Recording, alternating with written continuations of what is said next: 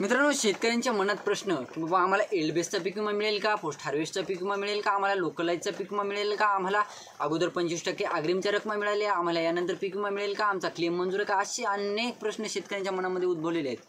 आपण आज या जिल्ह्याविषयी माहिती घेणार आहोत। त्या जिल्ह्यामध्ये पोस्ट हार्वेस्टच्या रकमा, लोकलाईजच्या रकमा, त्याचबरोबर मित्रांनो जवळपास एलबेस वगैरे 00 आहे त्या रकमासुद्धा शेतकऱ्यांच्या खात्यावर वितरित होण्याचं काम सुरू आहे आणि इतर शेतकऱ्यांना हे रकमा वितरित देखील होणार आहे। तर त्याविषयीची सविस्तर माहिती आपण आजच्या व्हिडिओमध्ये क्लिअर करण्याचा प्रयत्न करणार आहोत। तत्पूर्वी चॅनलवर नवीन असाल तर चॅनलला सबस्क्राईब करा आणि समोर जे बेल आयकॉन बटन आहे ते दाबायला विसरू नका।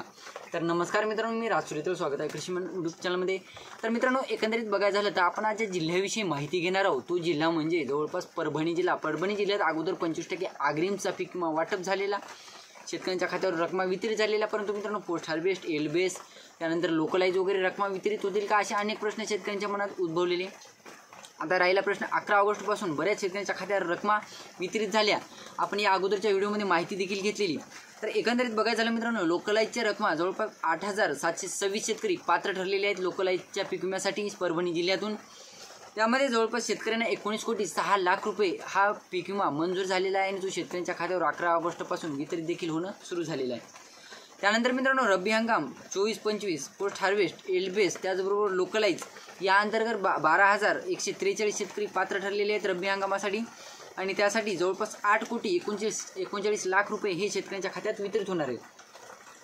आता मित्रांनो, 2022 पासून पीक विमा वाटप होणार आहे, परंतु 2022चा कुठल्याही जिल्ह्यात मेन्शन नाही की बाबा वाटप झाला म्हणून। 2022 फक्त नावालाच वाटप सुरू आहे। रिॲलिटी बघायचं झालं तर 2022चा सध्या तरी कोणत्याही शेतकऱ्याच्या खात्यावर हा पीक विमा वितरित झालेला नाही।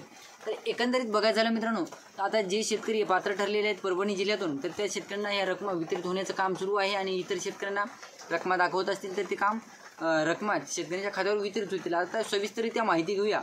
तर खरीप हंगामातील स्थानिक नैसर्गिक आपत्ती म्हणजे लोकलाईजचा पीक विमा जवळपास 8,726 शेतकऱ्यांना 19,06,00,000 रुपये हे शेतकऱ्यांच्या खात्यावर वितरित होण्याचं काम सुरू आहे आणि तुम्ही जर यामध्ये बसलेले असाल किंवा या स्टेटसमध्ये बसलेले असाल तुमच्या देखील खात्यावर रकमा वितरित होणार आहेत। खरीप हंगामातील जवळपास मिड टर्मचा पीक विमा परत एकदा जवळपास 232 शेतकऱ्यांना मंजूर झालेला आहे आणि त्यामध्ये जवळपास 12,00,000 रुपये हे शेतकऱ्यांच्या खात्यावर वितरित होणार आहेत आणि झाले असतील सुद्धा।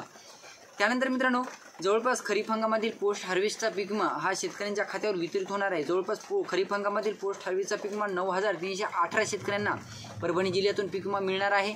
पोस्ट हार्वेस्टचा रकमा देखील शेतकऱ्यांच्या खात्यावर वितरित होणं सुरू आहे।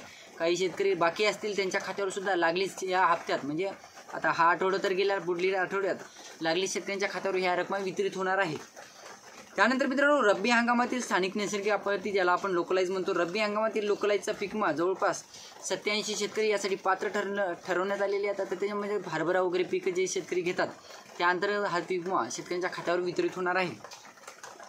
त्यानंतर रब्बी हंगामातीलच पोस्ट हार्वेस्टचा पीक विमा जवळपास बघायचं झालं 304 शेतकऱ्यांच्या खात्यावर वितरित होण्याचं काम सुरू आहे आणि जे शेतकरी उर्वरित आहेत त्या शेतकऱ्यांच्या खात्यावर सुद्धा हा पीक विमा लवकरच जमा होणार आहे। त्यानंतर रब्बी हंगामातील उत्पादन आधारित म्हणजे एलबेसमधील पीक विमा हा 11,752 शेतकऱ्यांना मंजूर झालेला आहे रब्बी हंगामातील। खरीप हंगामातील एलबेसचा पीक विमा हा शेतकऱ्यांच्या खात्यावर वितरित होणार नाही। यामधून हे क्लिअर दिसून आलेलं आहे की रब्बी हंगामातील एलबेसचा पीक विमा शेतकऱ्यांच्या खात्यावर वितरित होईल। खरीप हंगाम 2024चा पीक विमा एलबेसचा हा शेतकऱ्यांच्या खात्यावर वितरित होणं पॉसिबल नाही। तर जवळपास 11,752 शेतकरी यावर याच्यासाठी पात्र ठरवण्यात आलेले आहेत।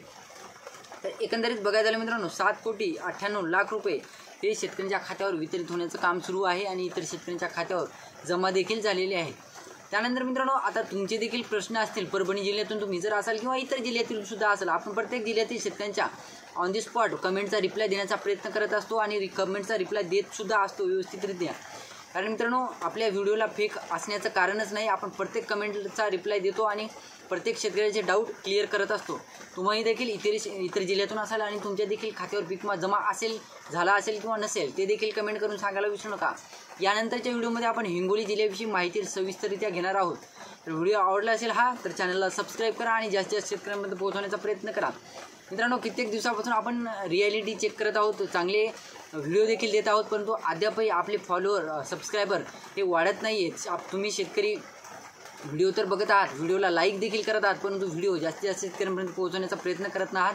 आपल्या व्हिडिओ चॅनलचे सबस्क्रायबर वाढवत नाहात तर मित्रांनो चॅनलला सबस्क्राईब करा आणि जास्तीत जास्त शेतकऱ्यांपर्यंत पोहोचवण्याचा प्रयत्न करा. धन्यवाद.